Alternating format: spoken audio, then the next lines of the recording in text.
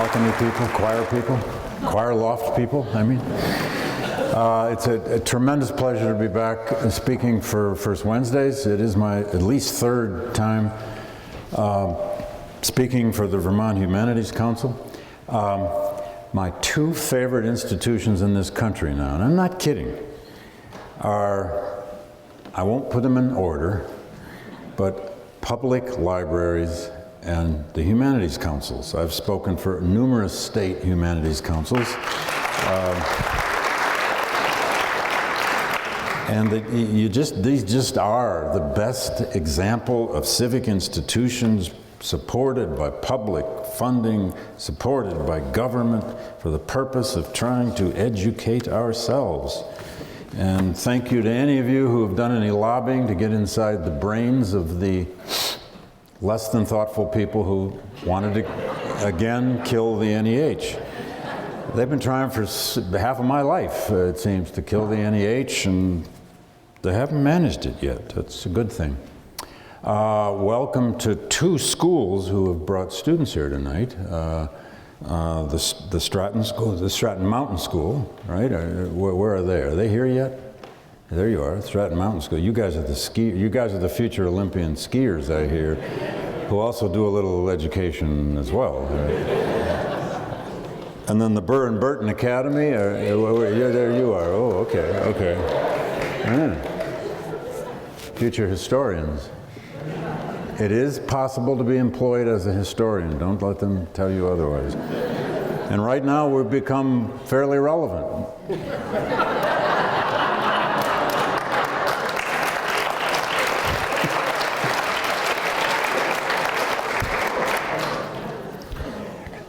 The president, whose name will go unmentioned, has made us somehow useful. God help us. Sorry. I actually am finishing a new biography of Frederick Douglass. It's done in draft. And as you know, a couple months ago, the president announced Black History Month with a fairly inane comment about Frederick Douglass doing a nice job and so on and so forth. And right after that, in three different places the following week, I gave talks on Douglass. There are two in Chicago and one in, I think it was Florida. And I couldn't even use it as an opening line, because people were, is he doing an amazing job? You know, the audience started, I couldn't even use it. It's like Trump took away, I mean, he gave me my opening line and he took it away. It's just not fair. And now, the last 2 days has been, I have to say, pretty crazy. I mean, because the media has to cover anything the president utters or breathes or does, it gets covered by everywhere in the world, whether it makes any sense or not, and especially if it doesn't, which means they have a lot to work with. Now, I'll just one other quick comment on that. I'm sorry, but this is a serious problem. Right, we do have to laugh about this to some extent rather than weep, but this could kill satire at some point, because you don't even know how to satirize some of this. You know, if you're going to make history, which presidents do, often every day, they can't help it, they make history, you ought to know some. It would help to be able to think in time. Andrew Jackson would have staved off the Civil War. I mean, it's anyway, to every reporter I've talked to in the last 48 hours, which is a whole bunch of them, they kept trying, not all of them, but many of them, they kept trying to parse President Trump's words, you know. The guy with the BBC went right line by phrase of what Trump said. And finally, at one point I said, this is the wrong question. This isn't even the relevant question, because the phrases make no sense. So the relevant question is, why is it dangerous to have a president with no sense of history? Oh, so then we talked about that for a while. Anyway, I'm sorry. This is, and then the idea that, you know, they haven't asked that question about why there was a civil war. They just haven't, you know, people haven't asked that, as he said.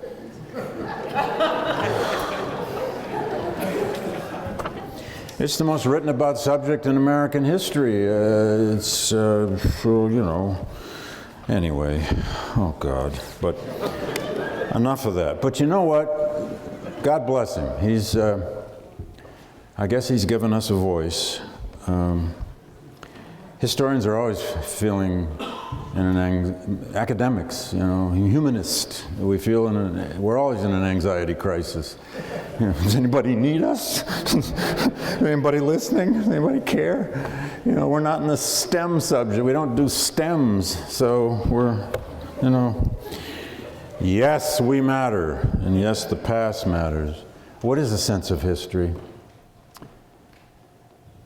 One of my favorite definitions of a sense of history comes from James Baldwin, the great African-American writer of the mid to late 20th century. He was once doing an interview with Studs Terkel, whom some of you will remember, the great Chicago radio voice. He had that voice, Studs Terkel, you know, and he interviewed every writer who came within 100 miles of Chicago. He had this famous, decades-long radio program. He wrote many oral histories, as you might know. He was interviewing Baldwin in 1962, and Baldwin was being Baldwin. He was just shooting from the hip and he was answering questions before they were asked, and Terkel at one point just said, Mr. Baldwin, whoa, whoa, whoa, whoa, whoa. You keep complaining that Americans don't have a sense of history. What is a sense of history?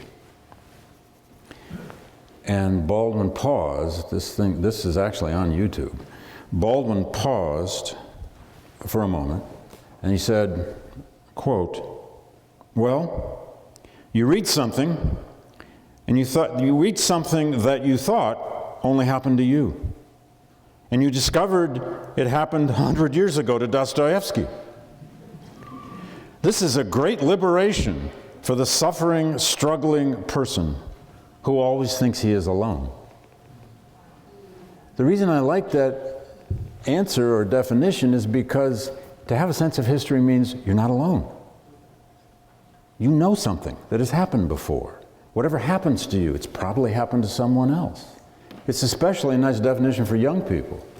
What does it mean to have a sense of history? You're not alone. Even when the thing that happens to you seems absolutely original. How can this happen? There was a lot of that going on among my own students after the fall's election. How could this be? How could this happen? Well, sit down, let's talk. Even 9/11, you know, which was so shocking, so unusual, unique. It was a terrorist attack on our own soil, killing that many people. But that wasn't original either. You know, mass murder of civilians was not new in the world. It's in Euripides' The Trojan War.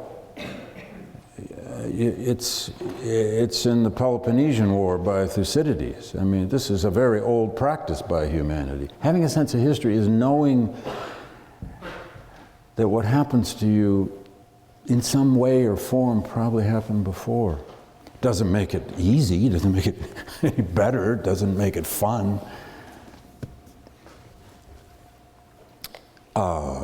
Maybe President Trump, if he had a sense of history, wouldn't, I don't know, you know, nothing can cure a person's personality, but maybe he wouldn't think everything is just susceptible to a great man's actions, you know, and he, of course, is probably that great man.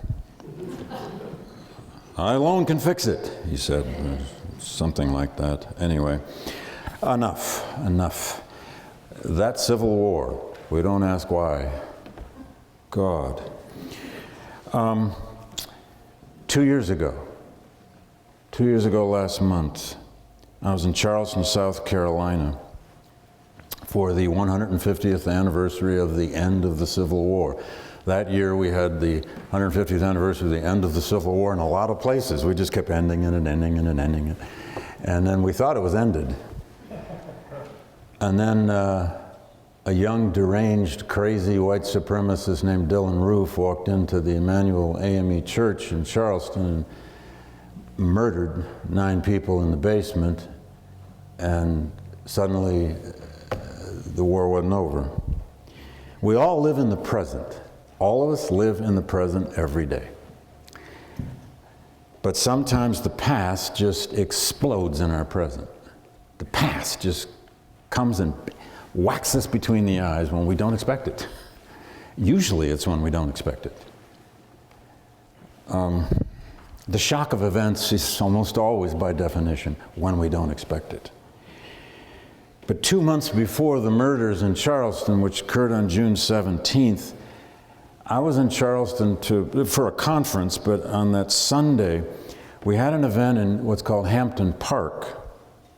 Hampton Park is this beautiful park adjacent to if you know Charleston at all, it's adjacent to the Citadel, the military academy of South Carolina. And in 1861,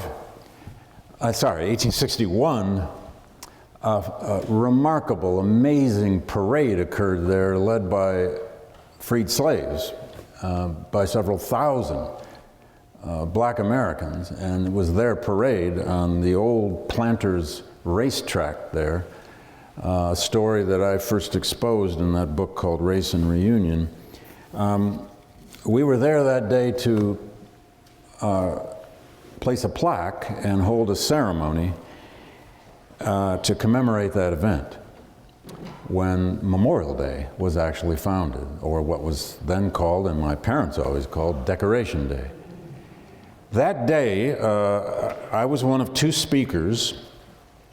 I went first just to spend 10 minutes telling the story of what happened there in 1861, but the primary speaker was Clementa Pinckney, who was the head minister of Emmanuel AME Church. Tall, beautiful man.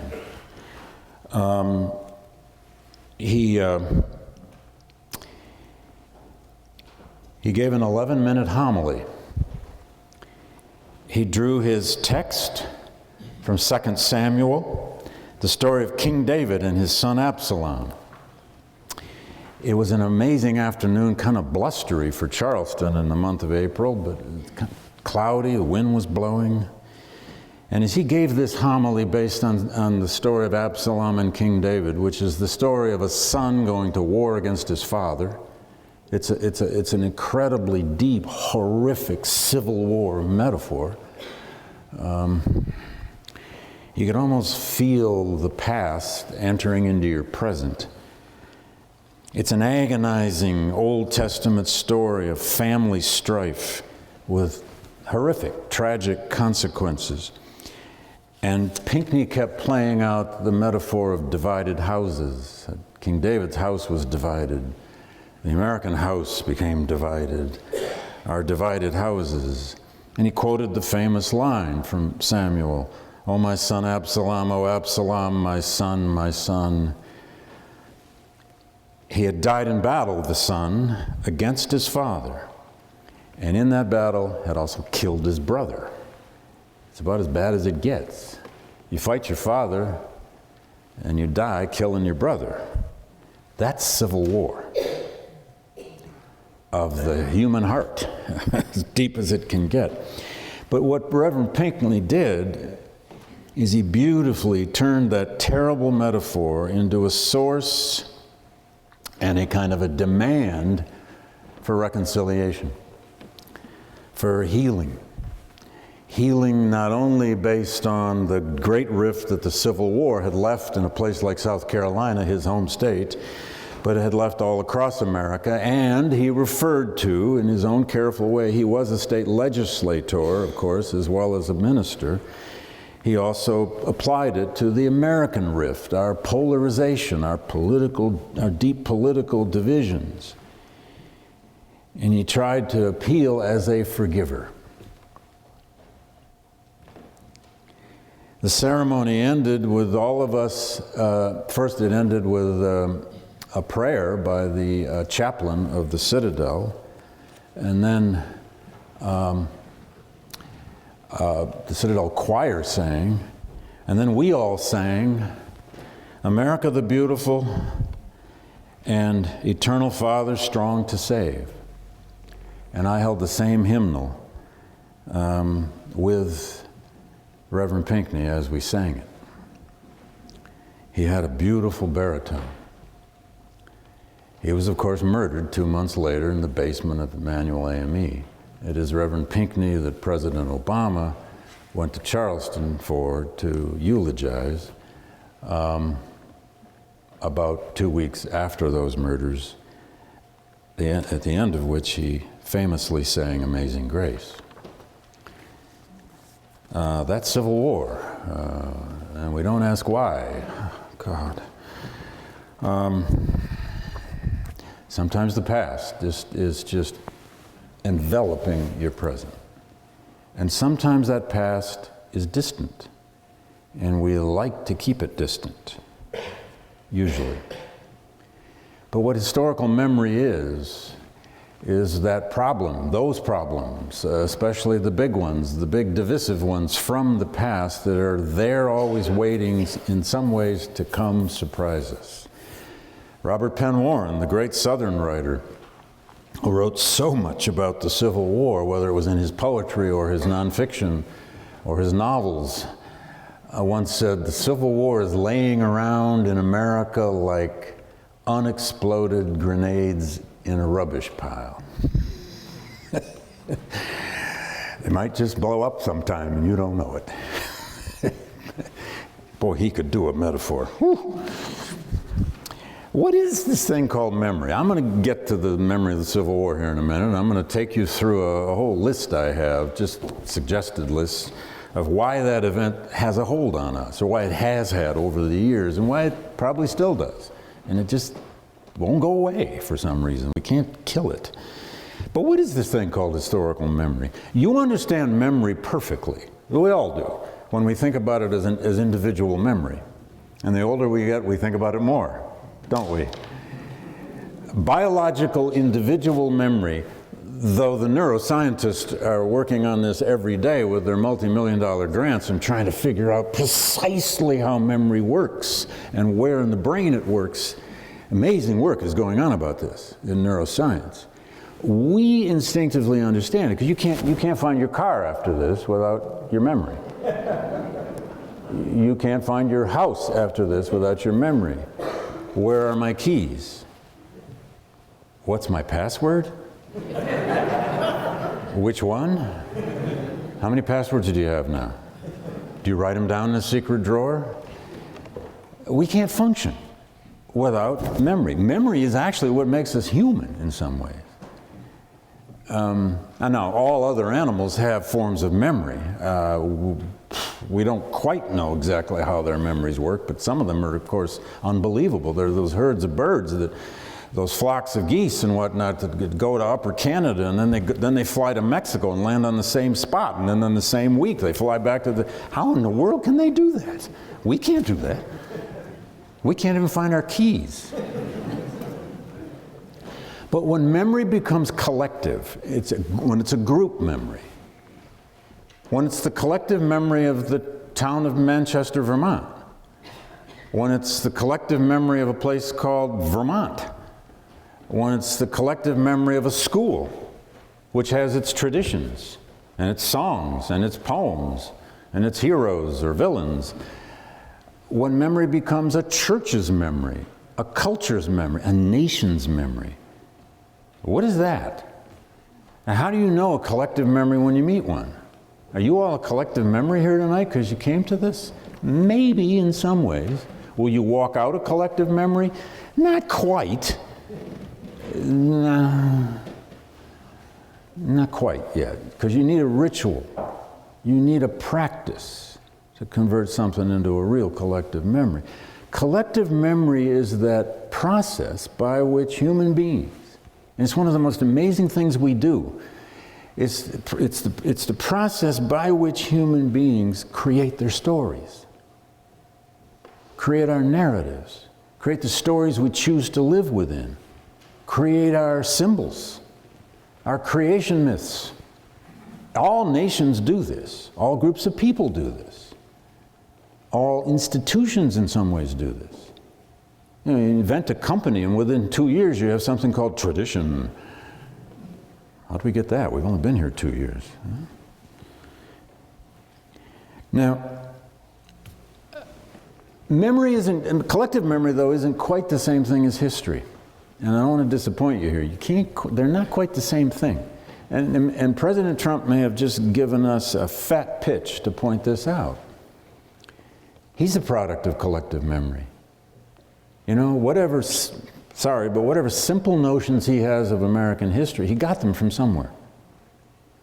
He got them from some kind of experience. I don't know if it's his schooling. I don't know if it's his business school. I don't know if it's his experience. But he has these notions somehow of the past. Or somebody, anyway. We all do though. We all do. We all live in a narrative. We live in a story. We all have stories. You know, don't tell me about D-Day and World War II. My grandfather was there. He told me. Yeah, but how much did your grandfather see? Well, it doesn't matter. He's my grandfather. Now, history is what, and I don't mean this to sound elitist, you know. I didn't go to Ivy League schools, I just work in one. And they pay well. Why not? History is what trained historians do and what trained teachers teach. It's a reasoned reconstruction of the past rooted in somebody's research.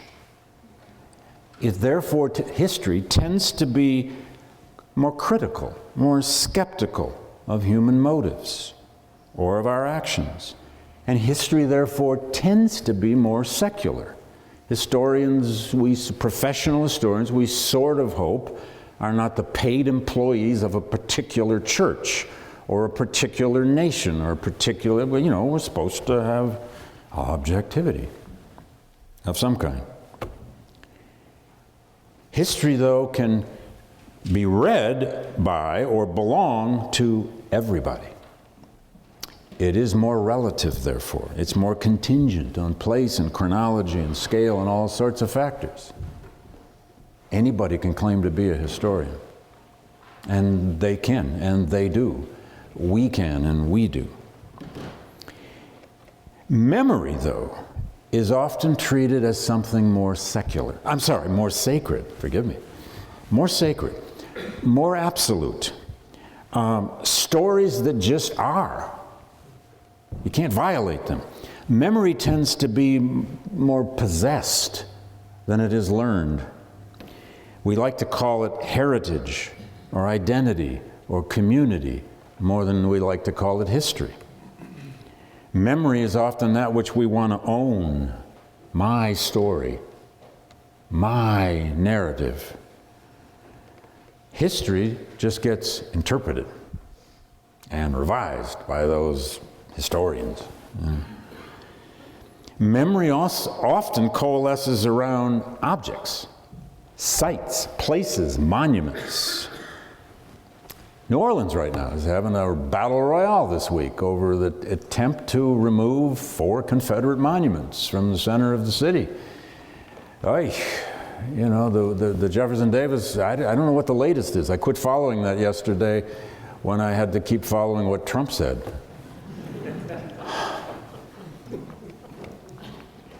History asserts the authority of academic training, things like evidence, but memory carries the often more immediate authority of community membership and experience. You all have memories based on experience. You all have stories you own by experience. And then history you learn, you let that history collide with some of your memory and maybe not with some of the other memory. Maybe you're really open to having your memories violated by historians, but I doubt usually we are. Even historians don't like having their memories violated. My grandfather, my maternal German-born grandfather, was a founding member of the United Auto Workers in Flint, Michigan, and to the day I die, I don't do well with people criticizing Franklin Roosevelt, because he thought Franklin Roosevelt was the son of God, and he had his portrait on the dining room wall when we were growing up, and he had Jesus Christ off in the parlor in the corner.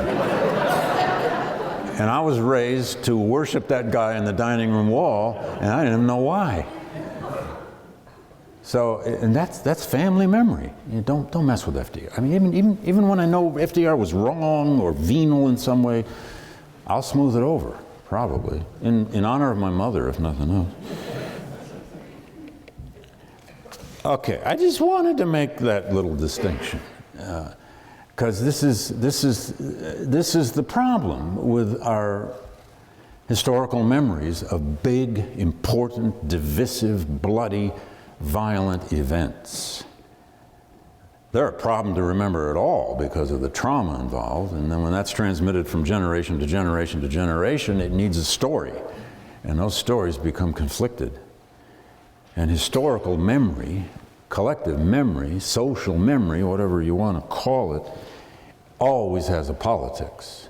The more important the event being remembered, probably the deeper the politics. And as long as America has a politics of race, which we can't seem to get rid of, we'll have a politics of Civil War memory. Because at the heart of that event, that cause no one talks about, is slavery. Its destruction in all-out war and the remaking, recrafting of the United States Constitution out of that emancipation. Now, just a couple other quick thoughts on memory. You know, there's thousands of great thinkers have written on memory. I mean, it's everywhere. Every great philosopher has landed on, because memory is in some ways the most human of subjects. There's no art without memory. There's no writing without memory. There's no literature without memory. There's no poetry without memory. There are no writers without memory. There's no Vermont Humanities Council without memory.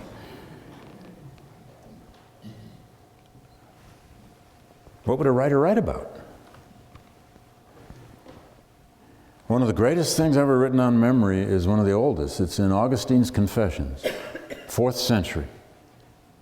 In St. Augustine's Confessions, there's about a 40-page section where Augustine goes deeply into reflecting on the nature of memory. Now, this is, you know, centuries before neuroscience, centuries before modern psychology. The word psychology didn't exist for another millennia and a half. But he called memory, quote, the vast court, the treasury in our mind. And he said, it's like a chamber in our brains. And then he said, no one had ever sounded the bottom thereof. Augustine was trying to tell us our memories are really infinite, even when we have a hard time retrieving them. They're potentially infinite. And what have we done now but create technologies that may have made our human memory infinite? Google. And now we rely on Google so that we don't have to have a memory. Oh, I can't remember, but I'll Google it. Well, what is it? Oh, I forgot it. Well, I'll just Google. Yeah.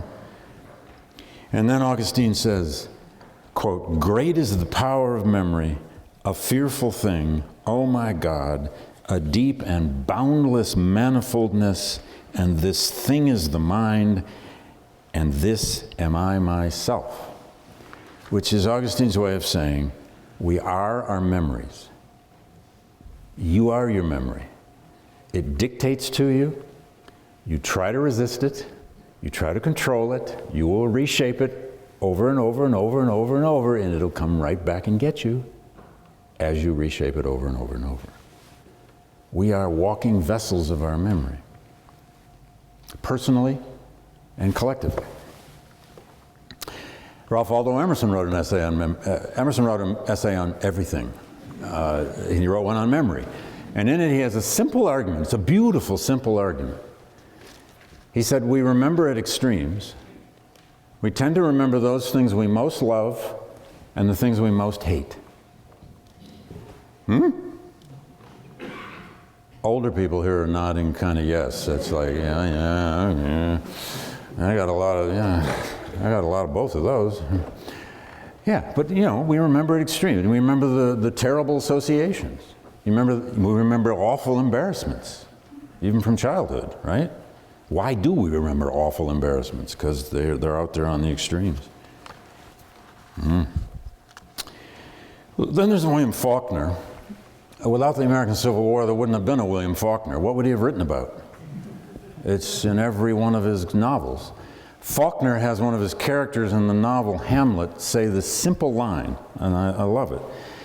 And it's in a Southern dialect. He says, only thank God men have done learned how to forget quick what they ain't brave enough to try to cure.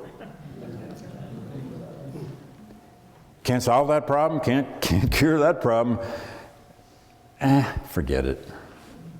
That's how families survive, isn't it? I mean, it's like, God, what are we going to do with Uncle Harry this year? Forget it. Don't talk to him. You know, or I don't know. Then there's Mark Twain. As only Twain could have, warned us. He said, when I was a young man, I remembered everything, whether it happened or not. But now that I'm an old man, I remember only the things that never happened. Right? When you tell your sports exploits to your grandchildren or your children, are you telling the truth? Anyway, okay. Why is the Civil War a problem in American memory? That thing we don't ask why about, according to the president. Oh, Lord.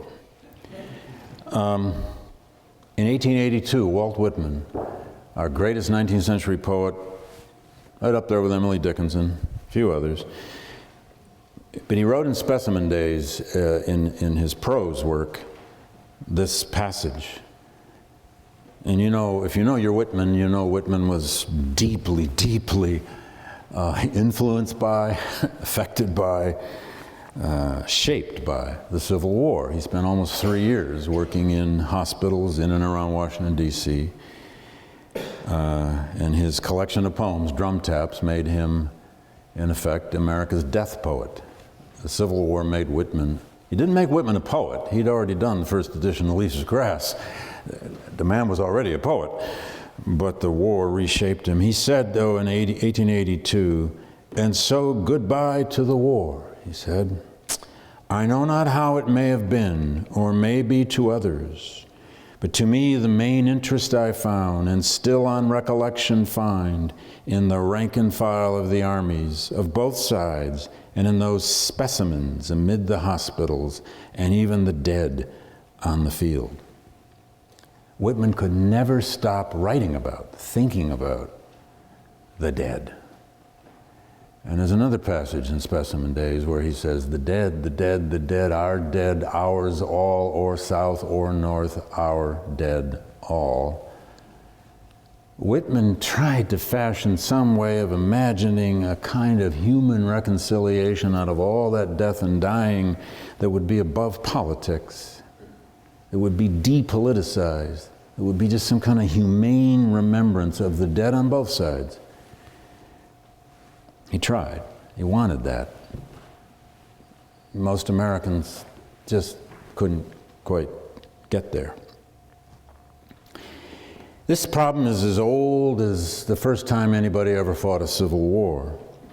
In Thucydides, the Greek historian who wrote the famous book called The Peloponnesian War, which is about the Greek civil war between Athens and Sparta, there's a line embedded in the middle of it where Thucydides says, quote, the people made their recollections fit in with their suffering.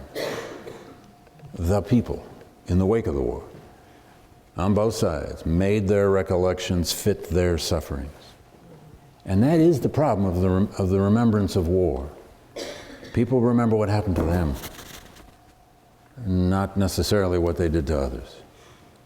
There's probably something deeply human about that. Americans have been trying to say goodbye to the Civil War, as Whitman said. Wished goodbye to the war, but we never really have.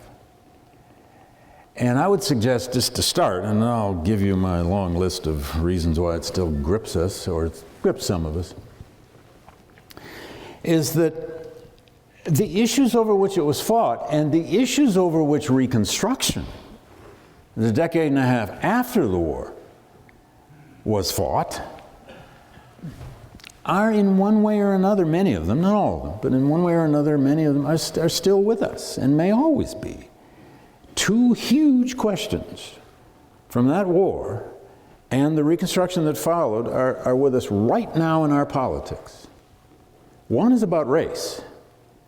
You know, whenever we can finally declare somehow and raise the flag and say America's race problem is gone, we're a post-racial society now. We don't do that anymore. Remember all the talk about being a post-racial society when Obama was elected? I mean, the people were serious about that. Historians were cautious. That's why we have historians. A lot of us were rolling our eyes and saying, really? Although, quick story, on the morning after Obama was elected, I had one of my graduate students who's now teaching at Tulane, brilliant young man. He walks into my office. He pushes the door open. He says, David, he won. How can that be? I said, yeah, I know. I didn't sleep last night. You know, hung over probably. I said, Blake, and he said, but are they? And Blake says to me, are they going to need us anymore? I said, who's they? He said, you know, everybody. Are they going to need historians anymore? A black man just got elected president of the United States. They're going to need us to study this anymore? I said, Blake, sit down. You know. But, you know, for a moment, I wanted to just, you know, cheer and scream and dance or something and say, no, they don't need us anymore. Hallelujah. You know, Shangri-La's here.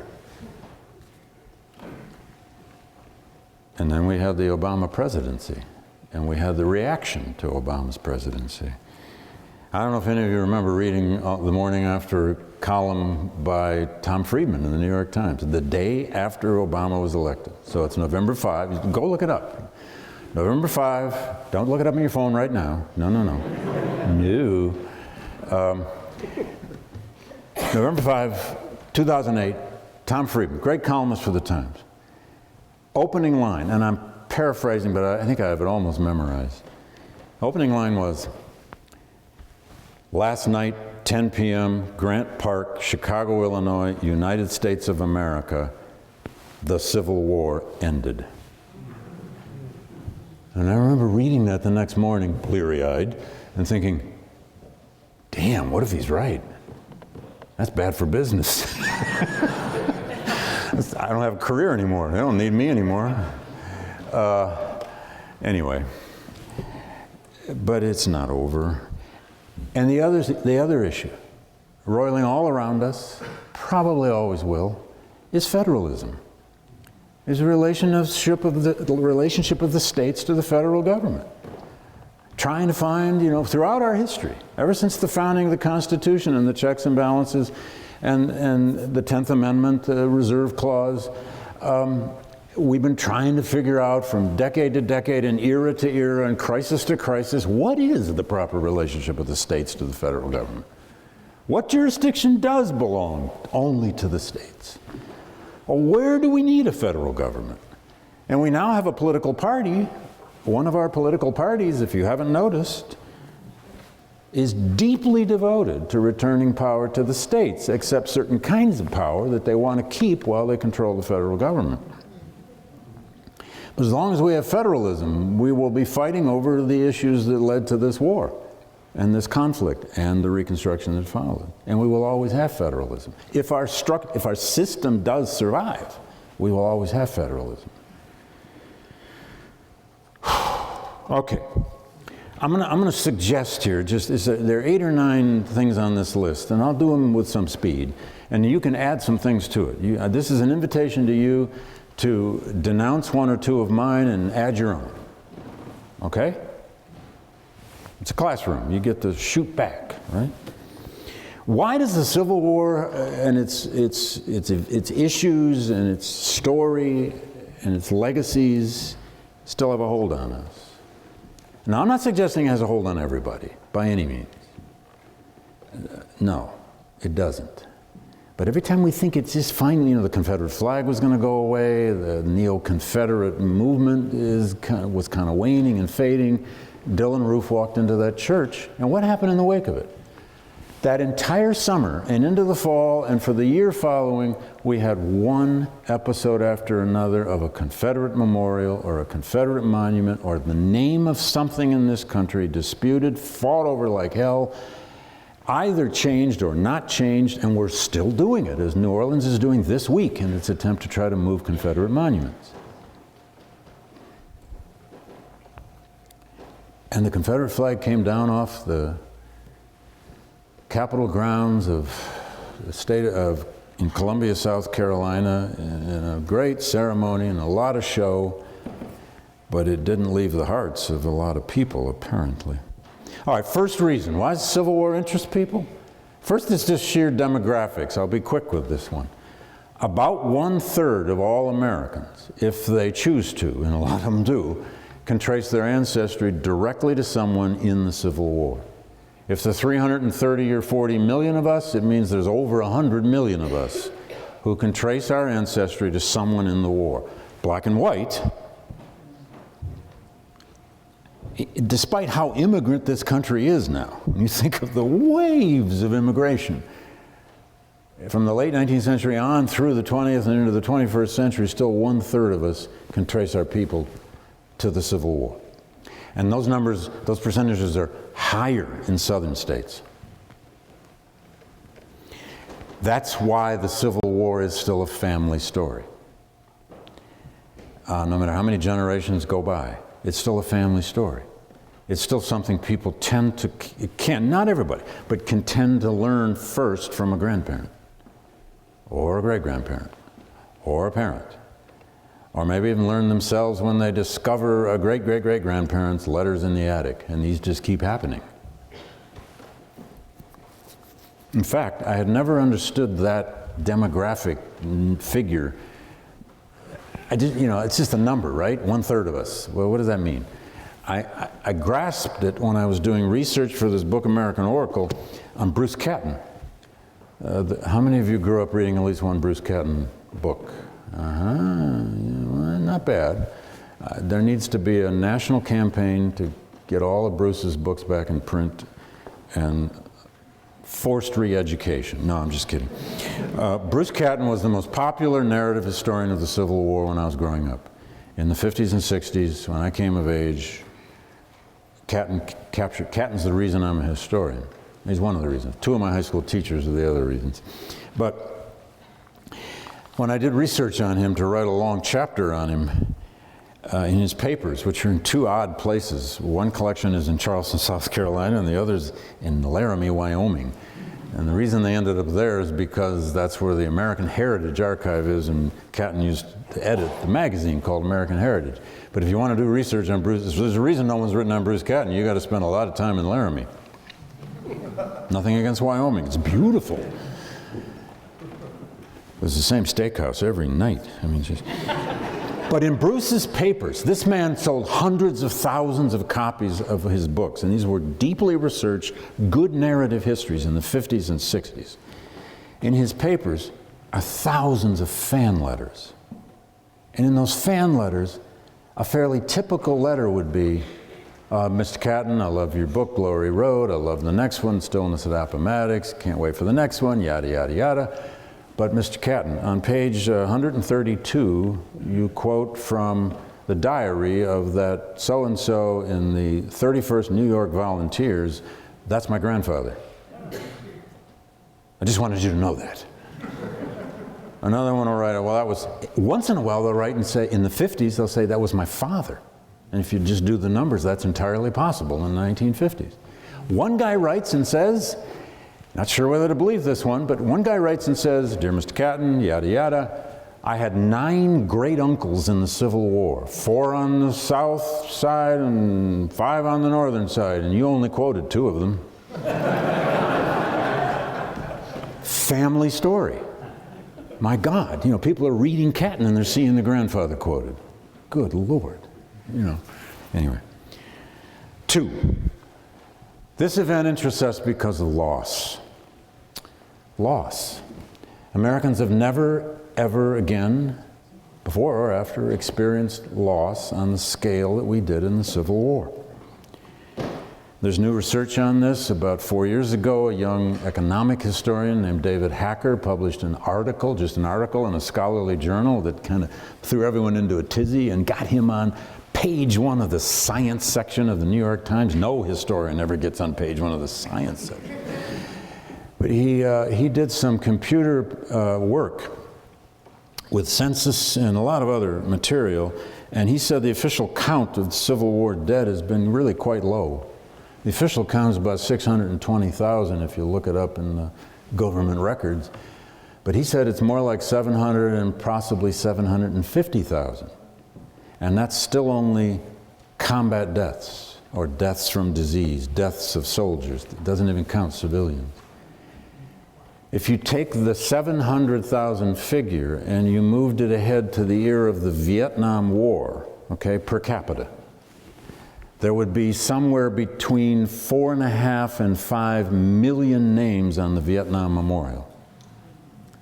That's the scale of death and sacrifice to that generation of Americans of the 1860s. How many names are on the Vietnam Memorial? 60-some-odd thousand. And that war tore our society apart.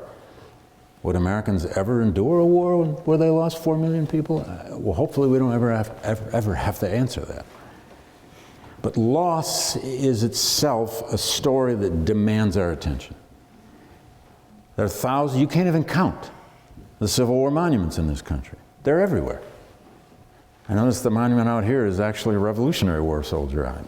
I came up the street thinking, well, they got a Civil War monument right there in front of the church. Wrong cap. It's all right, it's great. But on almost every town green in this country, there's a Civil War monument. It became an obligation of towns. You have towns that don't have traffic lights. No, you do. You have. I saw. 2, 3. Okay, good. Anyway, so much of the world's great literature is about loss, and loss from catastrophe and war. Euripides, the Trojan Women, one of the greatest anti-war pieces of literature ever done. Go read Euripides sometime in the Trojan Women. Read Hecuba screaming in the ruins of Troy. She's lost all of her children, all of her grandchildren, and she's about to march onto a slave ship. That's a pretty bad result. And she screams at history. She screams at the world. Loss. That's what Whitman wrote about. If you ever read Whitman's Wound Dresser, this is totally heartbreaking, long poem about walking around a Civil War hospital, dressing wounds of the dying. Third, I think this event will attract us, even when we don't have a president to remind us of it so often, or other events to remind us of it. It'll attract us because it is epic history. We like epic history. I'm using that loosely now, but we do like a great story with a big beginning, terrible conflicts in the middle, and something at the end we can call a resolution. Well, or we can make a resolution. William Dean Howells in 1900, the famous author and literary critic, said, "What Americans always love is a tragedy as long as it has a happy ending." We don't like tragedies unless we can give them a happy ending. The Civil War is a great story. Think about it. a republic born in the late 18th century out of the age of revolution and the age of the Enlightenment, this republic, this little fledgling fights off the British Empire, for God's sake. Nobody had any business defeating the British Empire, but it did. It had to write an amazing constitution to survive and be a nation, and that constitution had all kinds of terrible flaws in it, but man, what an amazing creation those geniuses did. They last about 80-some years, and then they tear themselves to pieces over the largest system of slavery in the world, except for Russian serfdom. And they fight the bloodiest war ever fought in modern history till that time to decide whether that republic would exist or not. What a story. I mean, good God. If you invented that somehow, it'd be called Star Wars or something. We like epics. Bruce Catton knew that. My friend Bruce Catton, I never knew him. He was from Michigan, which is where I'm from. But Catton understood his readers. Catton had the amazing skill to write in a way that just drew you in. If you read a topic sentence by Bruce Catton, you just couldn't stop. Here's just a brief passage of Bruce Catton capturing a major turning point in the Civil War. One little paragraph, it captures the whole Antietam campaign of 1862. Epic, listen. Catton. This comes from his book called Terrible Swift Sword, written in 1963. There was nobility in the idea that there ought to be a peace without victory. Yet in August of 1862, America's tragedy was that it was caught between the madness of going on with the war and the human impossibility of ever stopping it. Neither Mr. Lincoln nor Mr. Davis was going to assume anything of the kind. Each man was fighting for a dreadful simplicity. Neither one could describe a solution acceptable to him without describing something wholly unacceptable to the other. Which is a definition of tragedy, by the way. Neither man could accept anything less than complete victory without admitting complete defeat. Catton, again, both sides had heard the trumpet that could never call retreat. The peacemakers could not be heard until the terrible swift sword had been sheathed. But the scabbard had been thrown away, and now the Confederacy was carrying the war into the enemy's territory. I started reading Catton when I was like 14 or 15. I couldn't resist this kind of prose. Bruce, take me, wherever you want to take me.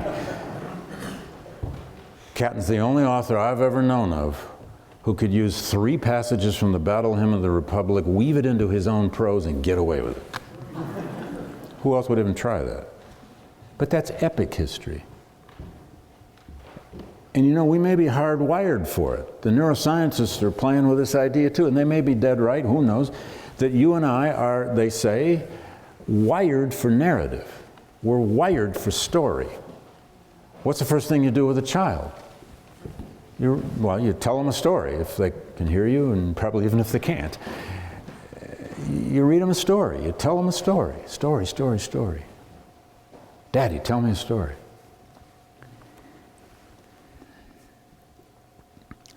Four,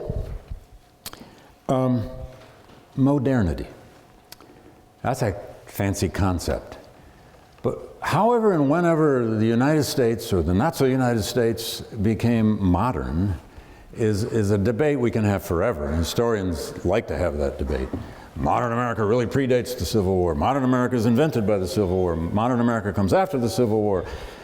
Or as some would argue, you don't have modern America until you have a skyscraper. Well, I don't know.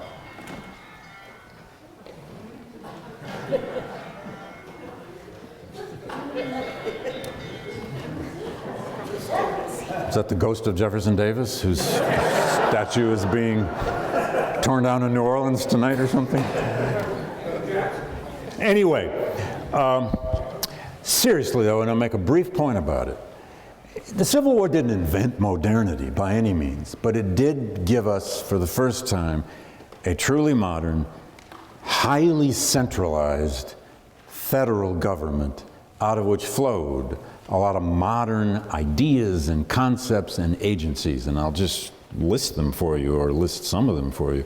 This idea of big government, which became a big part of our political conversation I guess in the Reagan era, and then in the Clinton era as well. Remember, Bill Clinton said the era of big government is over. Well, no, it wasn't. But big government was invented by the original Republican Party, by the party of Lincoln, that Republican Party, which had a right to call itself the party of Lincoln, not the one now, which has no right to call itself the party of Lincoln. Sorry, we can debate that. But in the middle of the American Civil War, the Republican Party, fueled by a vision and a set of theories they had drawn from the political economists that these Republicans had grown up on, they believed in, and the war made them create, an activist, interventionist government to win a war. What did they do? They created an income tax. We hate income taxes. They created an income tax to win the war. You'd have loved the rates. They were really low. You'd have loved them. I mean, the highest rate was only like 10% on people making incomes over $1,000 or $2,000 at the time. But wouldn't that be nice? 10%? They created an income tax. They created the greenback dollar, paper money.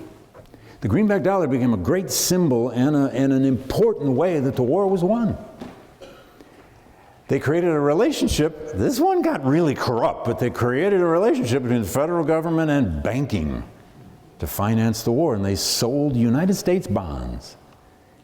They got people to invest in the war effort by buying U.S. bonds and just hoping that they were going to make good on those bonds, and they did. They created the Homestead Act, the Great Homestead Act, which was the dream of every American immigrant farmer. Go west, you get a piece of land, 10 miles square if you're really lucky, maybe a little smaller. Actually, it wasn't 10 miles squares, these were 40 acre squares. But you got a square of land, you could fence it, improve it, put in a crop for a year or two, and it's yours. The homestead was the American dream. Didn't always work perfectly, but all over the Midwest where I grew up, you can still see the 10-mile squares. If you fly low enough over the part of Michigan that I grew up in, or northern Ohio, you can still see the 10-mile squares because that's where the roads are. That's the Homestead Act, imprinted on the land. And they created the Morrill Act, named for Justin Morrill from Vermont. The great Vermonter. The Morrill Act gave us land-grant colleges. I went to the first land-grant college. Although Cornell claims it was first, Michigan State was first. No one really knows. They were all created in the same year. But Michigan Agricultural College. There's still a smokestack at State that says MAC, and the people from Ann Arbor love to call it MAC. Anyway. And on it goes. They created the Quartermaster Corps. Get this. This is one of the least sexy and least known things about the Civil War. The federal government in the midst of the Civil War to fight this all-out war, which was costing $2 million a day by 1863. In the 19th century, the federal government had never done anything like this. The only thing the federal government had ever done is have a small army and a postal service. It didn't do anything else. It had a little bit of a foreign service and a small navy. But now it had to fight the biggest war ever fought and pay for it and create the materiel overnight. It was the rehearsal for World War II. They created what was called the Quartermaster Corps. This was modernity. The Quartermaster Corps was the federal agency with the job of initiating the thousands upon thousands of contracts between the federal government and businesses, manufacturers, the shoemakers of Lowell, the gun makers of New Haven. I always tell my students at Yale the Civil War was won right up the street in New Haven by the Winchester gun factory. And that's not entirely false. But that Quartermaster Corps by 1864 was the largest single employer in the United States, except for the Union Army. That's big government, created to win an all-out war. And sometimes I have wanted to grab some people, I never do, I have wanted to grab somebody by the lapel and ask, so if you don't like big government, would you prefer to lose the Civil War? Or how about World War II? Or, anyway, modernity. And fifth, I'll stop at about 7 of these, or 8. Fifth, why does this story attract us? The Civil War, its aftermath, and then its memory? Because we like the theme of unity. We love that story about how, the United States had a horrific tragedy. It went to this all-out war. It fought to this bloody conclusion. It had this amazing, honorable, beautiful surrender at Appomattox between these two great generals who seemed to come out of another time. And out of that, we just forged our unity. We became greater because we had that sacrifice. There's a whole lot of history, of course, that you have to just skim right through. You got to forget about the Jim Crow era. You got to forget about lynching. You got to forget about all kinds of things. But we love that unity story. We like to think of ourselves as a nation born out of that Civil War that just got bigger and better. And there's some truth to that. And there's an underside to that. Some have tended to call this the Appomattox myth. When you see that famous painting of Lee and Grant signing the surrender, of Lee leaving with full honor, didn't have to turn his sword in, giving a famous, beautiful speech to his farewell address to his troops, where he says, "Go home. We were defeated only by superior numbers and resources." Really? But we like that unity story. I think it attracts more people to a fascination with the Civil War than anything else except possibly military history. And then next, the Civil War it's so obvious in a way, although not obvious to our president. It is so obvious in a way, but so deeply true. The Civil War is our first great racial reckoning. The nation's born in the late 18th century. It's born with all kinds of complicity with slavery. The word slave is, of course, never used in the Constitution, but there it is, all but explicitly in at least 5 parts of the original Constitution, including that hideous 3/5 compromise. And then after Whitney's cotton gin and a whole lot of other factors, the cotton boom came about by the teens and 1820s, and lo and behold, the American South became the greatest producer of cotton through slave labor on the planet.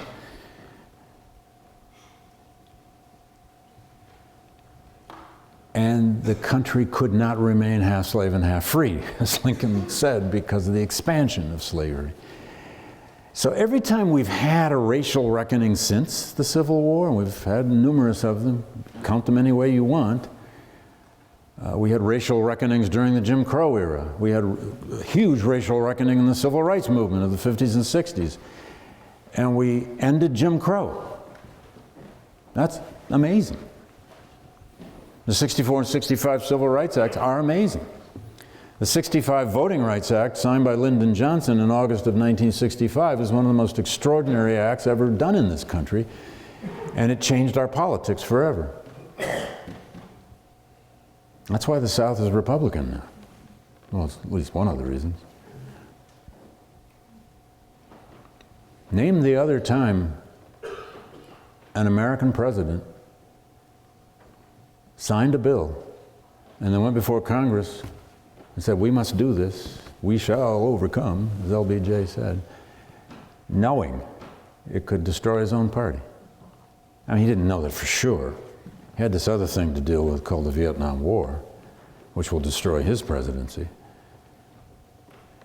But presidents don't do altruistic things. That's not what they're made for. Anyway, every time we face a racial reckoning, and we've been facing it again with all the police shootings, and Black Lives Matter protests, and the resistance to President Obama, if we have our feet on the ground and we look for our bearings somehow, we got to look back. And we end up back at Reconstruction and the Civil War, if we know about it. And lastly, and it's kind of deeply related to the one I just mentioned, the other reason I think this has a hold on us is not only did the American Civil War indeed end slavery, and there was nothing inevitable about that, nothing ordained about that. That happened in time with contingencies because of human actions and events. It didn't happen because it was foreordained. Out of that came the Second American Republic. The first one died in the Civil War, the one invented back in the 1780s. Just go read the Gettysburg Address again. What's the argument of that simple speech? Simple, short, but not so simple. What's the argument of the Gettysburg Address?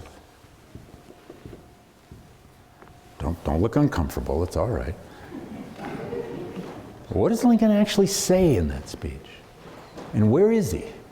He's in a cemetery at Gettysburg, which will become the first national cemetery. But the graves are not even filled in yet. They can still see coffins sticking up out of them. They haven't even managed to completely bury all the dead there yet. What does he say? 7 years ago, our fathers brought forth in this continent a new nation dedicated to the proposition all men are created equal. There's the first sentence, but where does he go from there? Nobody will remember. People will not long remember what we say here, but they will remember what they did here. And then... New birth. Pardon me? New birth. New birth. Rebirth. He said the country has to have a rebirth. And he's basically arguing, he doesn't say it explicitly, it's an enigmatic speech, but he's basically saying all these dead, they're the sacrifice for a rebirth. If you can stick it out, if you can complete this war, if you can keep fighting and dying, the United States has to be reinvented. Now, he doesn't know exactly how it's going to be reinvented yet. He mouthed the word equality in the Gettysburg Address. Did Lincoln know where racial equality was going? No. Was he altogether in favor of it? No. But he certainly put a foot into it. Now, he wasn't the only one to be thinking in these terms. Frederick Douglass gave a speech. I'll be back next year to talk about the new Douglass biography, I hope. But Douglass gave a speech that same autumn. He took it on the road in late November. I can't prove that he'd already read the Gettysburg Address, but how could he not have 2 weeks afterward? Douglass took a speech on the road called The Mission of the War. His speech was an hour and a half long, typical of Douglass. Not that little precise 3.5-minute piece of that jewel that Lincoln delivered. But Douglass's mission of the war argues the same thing. He said in that speech many different ways, but he said the sacred mission of this war is national regeneration. Remaking, redefining, recreating. The first American republic is dying. He literally says that. It's being killed here. And there's a big Christian conception going on in this, of course. There's a big story here of, it's an Old Testament story. It is the story of the Old Testament. The temple has to be destroyed before the people can go into exile and then recreate themselves. So whenever we face this problem of, are we holding ourselves together? What about our political institutions? Are we coming apart again? Are we fighting with each other more than we can call ourselves a collective whole anymore at all? How divided are we? Is our house divided again in hopeless ways? Does Texas care about Vermont? Does Vermont care about Texas? Is California going to secede now and become what they are, which is 1/6 of the American economy, and just become a nation on their own? Tom Friedman, the same Tom Friedman in today's New York Times, if you read him, said his hope right now in the Trump era is California. He says, my protector is California. He's not moving there. He lives in New York. Maybe he is moving there. I don't know. But he says California is our hope. They will resist. And they've hired Eric Holder, Obama's Attorney General, to be their spokesman for all things resistance to President Trump. Who knows where this is going? Secession's not a great idea. We have a bad history with that. Remember that one? It's not our finest moment. It's just, you know, repeating that, nah. All right. Those are just some reasons. And you know, we're always talking about what are the legacies of the Civil War, or lately the legacies of Reconstruction, because now we're living through the 150th anniversaries of Reconstruction. Last year we did a bunch of events about the 150th anniversary of the 14th Amendment. There are many more to come. Next year is the anniversary of the impeachment of Andrew Johnson. I don't know what we'll do with that. Got any ideas? I'm sorry. Impeachment's very hard. Don't get your hopes up. Seriously, it's extremely hard. The founders made sure it is, and for good reason. All right, let me just end with this. A little story. I've ventured around through chronology here. The Civil War is a problem in our memory, and we have been through many ways of trying to remember it. The kind of memory the country likes most is that reconciliationist memory, that unity, that search for unity in its story. But there's always a cost of that, and the cost always used to be the rights and privileges and hopes and dreams of African Americans. There's also a white supremacist memory of the war, embedded in the lost cause tradition, somehow inside the twisted mind of that young man who went into the AME church in Charleston and murdered people. He was so deeply invested in lost cause doctrines and white supremacist doctrines that it had just controlled him. A close friend of mine, a journalist, covered the Dylann Roof trial, every day of it. And he said the most amazing thing about that kid is that he just never expressed emotion. Totally unraveled. A total, even when his mother walked in the room, not an emotion. And then there's an emancipationist memory, or what I chose to call an emancipationist memory. That's the memory that says, and it's always been at war with the white supremacist memory and the reconciliationist memory. But the emancipationist memory has always argued that the most important legacy of the war, the deepest result of that war, is emancipation, and all that flowed from it. The 13th, the 14th, and the 15th Amendments, and Section 1 of the 14th Amendment and the Equal Protection Clause is the umbrella under which all of us live, whatever color, wherever we're from, including women now, finally. All right, last little story. Go with me to 1965, note the year. I mentioned it earlier with LBJ's voting rights, or the Voting Rights Act that LBJ signed, and the Civil Rights Movement had so much to do with bringing about. But that year, Ralph Ellison, the great African-American novelist, author, essayist, published a little essay in The Nation magazine in its 100th anniversary issue, 1965. He published an essay, kind of short story, really, essay called Tell It Like It Is, Baby. You can look it up. It's online. You can get it. You should get it and read it. It's not very long, but here's the story. And you'll see why I'm using it, I think. I hope. Ellison, as you may know, wrote the famous novel Invisible Man in the late 1940s. He won all kinds of prizes for it. He became a famous author for it. In 1957, he was in Rome on a very nice fellowship at the American Academy in Rome trying to write that second novel. And he was living in a beautiful apartment above a piazza with a fountain, which is what you should do when you're in Rome. And one night he went to bed reading a book on classical tragedy. He named the book, in fact.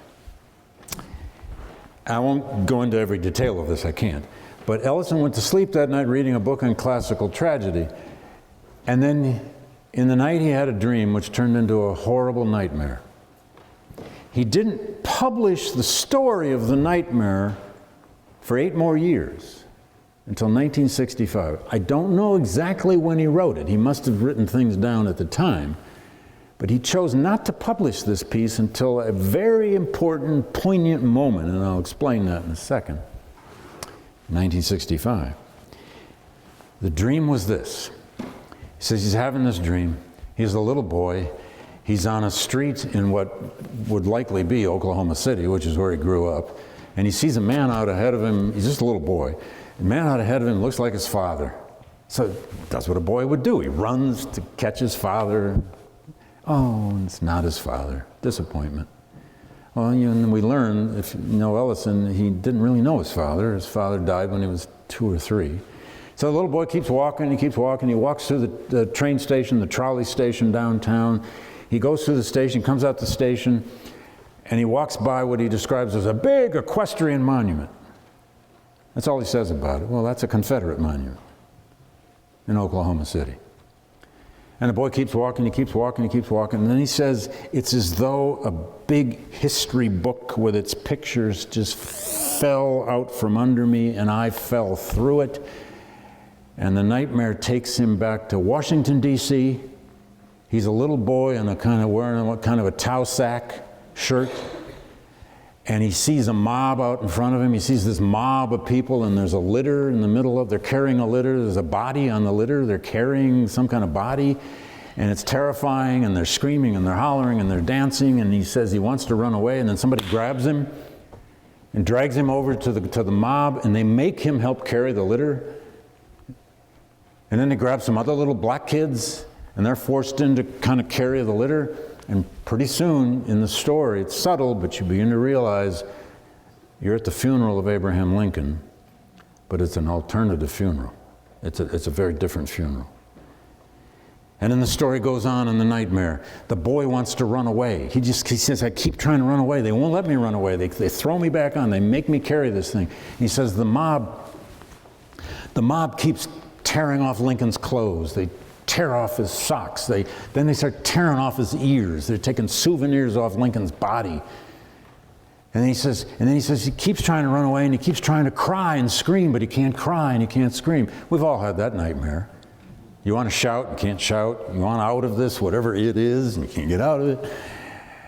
And then the mob keeps moving and the mob keeps moving, and it's full of some fascinating literary allusions. Oliver Wendell Holmes appears. Edmund Wilson, the literary critic, appears. Ellison probably hated Edmund Wilson. Edmund Wilson at one point is one of the leaders of the mob, or at least the narrator says he looked like Edmund Wilson. And he says Wilson is out with a pail, and they have pails of beer, and they pour the beer on Lincoln's head, and they rub it into his face. And finally they get to the Washington Monument. And they lay the litter down at the base of the Washington Monument. The mob is drunk and screaming and dancing and having the grand old time. And the boy wants to run away. He can't run away. They won't let him run away. And then he says the body on the litter begins to bloat. And it bloats and begins to spew liquids at the mob. It's a hideous story. And then he says, suddenly he notices a huge hole in the ground, and the litter is taken down into the huge hole in the ground, and the whole mob is down there in the big giant hole, and they're having a feast. And then black, slimy birds fly over. This is right out of Revelation. And he has to duck, and he wakes up. And Ellison doesn't just stop there. He spends the last 2-3 pages of the piece interpreting his own dream. He published it in September 1965, right after the passage of the Voting Rights Act. The way he interpreted his dream, and by the way, it's full of other kinds of illusions. When he wakes up, Ellison says, all he could do to calm himself. Now, he's a writer. Did he make this up? We don't know. Well, it's a dream. He says when he woke up, the only way he could calm himself was to start reciting the Gettysburg Address, which he had memorized in school. 7 years ago, our father's part 7 years ago. He said it calmed him. And then he remembered an old movie from the 1930s called Ruggles of Red Rock. Anybody ever see Ruggles of Red? I had never seen it until I read this piece, and it's online, you can pull it up. Ruggles of Red Rock is this weird movie that stars Charles Laughton. But it's a story of an American family in the Gilded Age, this well-to-do, overdressed, gaudy family that goes out west on some sort of holiday.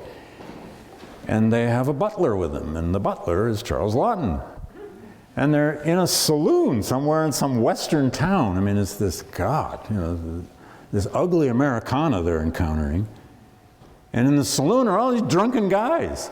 And one drunk suddenly shouts out, "So what did Lincoln say at Gettysburg?" "I don't know. What did Lincoln say at Gettysburg?" "I don't know." And then somebody says, "Hey you, butler, what did Lincoln say at Gettysburg?" And then in the movie, the whole room goes silent. All the drunks are kind of sitting there. And Charles Laughton recites the Gettysburg Address in that beautiful clipped British accent, which was, I guess, Ellison's way of saying, that calmed me too. And then Ellison ends by simply saying, I won't quote him, but what he says is, the problem with America is that Americans don't have a sense of tragedy. They don't understand authentic tragedy. They don't know tragedy when it hits them. They're not ready for it. And I don't know precisely why he published it when he published it. I never met Ellison. I don't know of anyone who's ever interpreted it this way. But I can't help believing he published that thing when he did as a way of saying, right when you've won a victory, when you've really won in history, watch out. Because history is still waiting. It's waiting there. It will come back, and it will get you. Thank you. Now, I spoke too long, but I'm happy to take all questions, comments, and counter narratives. Yes, sir, in the back row. Yes, a huge question. Did you all hear that?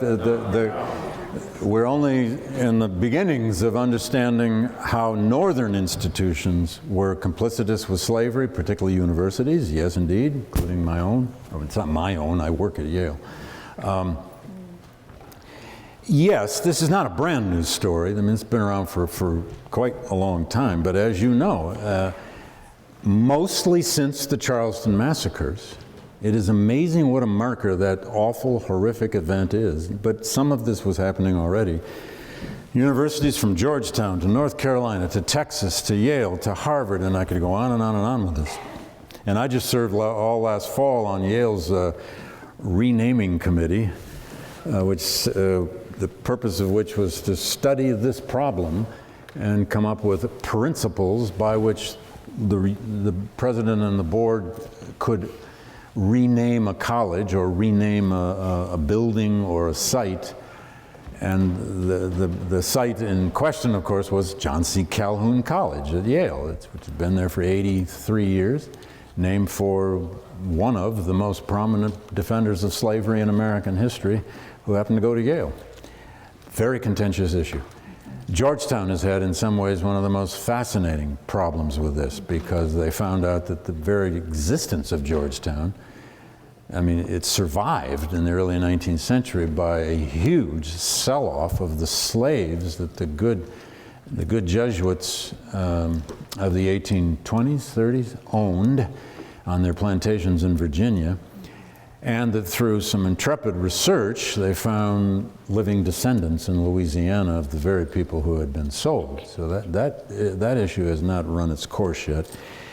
And many other kinds of northern institutions. I don't know if any of you followed this in the state I live in Connecticut. This goes back 10 years at least. The Hartford Courant, the newspaper in Hartford, published a booklet called Complicity, which was a study of institution. It was a study of the survival of slavery in Connecticut till the 1820s. Slavery did exist in all of the northern colonies and states, although some ended slavery right during the Revolution. Vermont was first, Massachusetts second. Vermont by, I believe, legislative edict, Massachusetts by a court edict, but anyway. Most of the other northern states only ended slavery by gradual emancipation plans, like Connecticut and New York. And there were still slaves in Connecticut as late as the 1820s and the early 1830s. I was part of a documentary film that was made in a house in Greenwich, Connecticut. It's called the Bush Holly House, that owned about 11 or 2, the people who owned that house in the late 18th, early 19th century owned about 11 slaves. And the people making the film, unfortunately, decided to make it on the hottest day in July, and they had us all sitting in the attic of the house, which is where the slaves lived.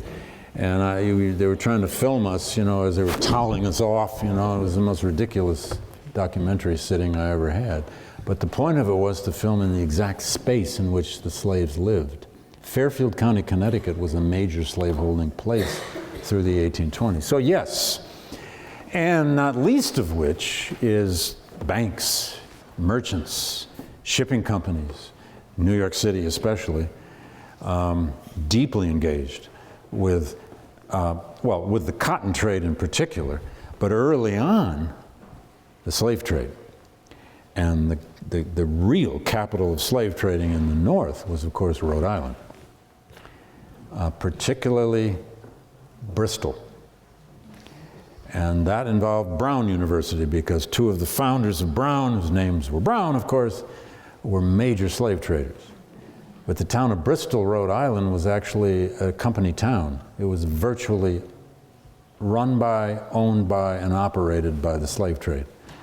So yeah, slavery is a national institution. Slavery is an American institution. Slavery was America's problem. And the memory of it is America's problem, not just the South. Very good point. Other questions, comments? Yes, here. In this book I did called Race and Reunion, there's a whole section on this. The dissidents to the lost cause is what I tend to call them. There were white Southerners, there were ex-Confederates. They became known as scalawags. That meant a ex-Confederate white Southerner who went over to the Republican Party during Reconstruction and its aftermath. Some of them became railroad presidents, like James Longstreet, the famous general. Robert E. Lee's second in command at Gettysburg and many other campaigns, became a Republican railroad owner during Reconstruction and its aftermath, and he was vilified by the Confederate veterans organizations and by all those who were the makers of the lost cause tradition. There are many others like him. There were writers, some writers, they were always a small group, who began to argue in the 1880s and 1890s that the South should give this up. We lost. Yes, we did fight for slavery, despite what the lost cause tradition was always arguing, that is that the South only fought for its home and its sovereignty, but never for slavery. Now, I don't want to talk all night on this, but yes, in the North, you have a writer like, and he's not alone, you have a writer like Albin Tourget, who is a very important American writer, and he's a strange guy, but there's a certain heroism about him, and most Americans still don't know who he was, although he wrote the most popular novel of the Reconstruction years. It's called Fool's Errand.